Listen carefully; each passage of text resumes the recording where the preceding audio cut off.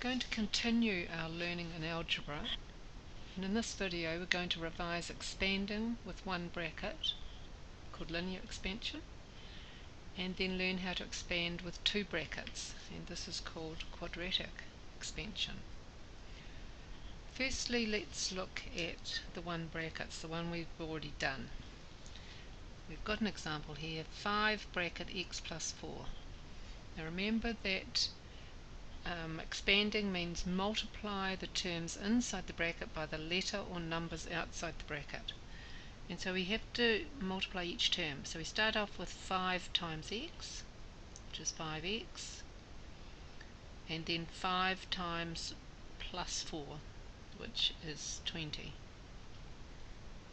Okay. Now we might have a letter outside the bracket, a times a plus 3, and in this case a times a is a squared, a times plus 3 is plus 3a. We might have numbers and letters, 4y, y minus 2, and remember, multiply the first terms together, 4yy, which is written as 4y squared, and we've got 4y times negative 2, and so we've got a positive times a negative, and so it ends up in negative 2 4s are 8, 8y. Now we did quite a few of those earlier, and so if you can do these ones, then you can expand two brackets, because it's just doing the linear expansion twice and simplifying.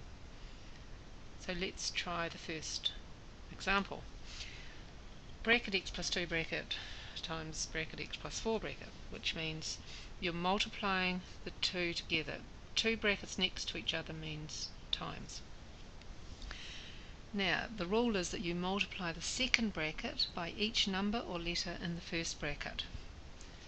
And so let's pretend that we're just going to cover up the 2. It's not there, we'll cross it out. And you can do that. X, we're going to multiply x times x plus 4. Okay, and then we're going to take the plus 2 and multiply the x plus 4 by the plus 2. So we do it each in turn. Always keep them together. Okay, so x times x is x squared. X times 4 is plus 4x. Now go to the second bracket. 2 times x is plus 2x. 2 times plus 4 is plus 8. Now this x squared is called the first term. These two x terms are called the middle terms. Middle term and the last term. Now the middle terms can usually be simplified. We'll write over here x squared, and because they're both x's we can add them together, plus 6x plus 8, and there we have the answer. Now usually you get an x squared term, an x term and a number. There are exceptions, but we'll do those later. Okay, let's try the ones below. Now we can use what we call the bare clause. Instead of writing it out separately, we can just take the x and multiply it by the first x. So you're multiplying the first terms together.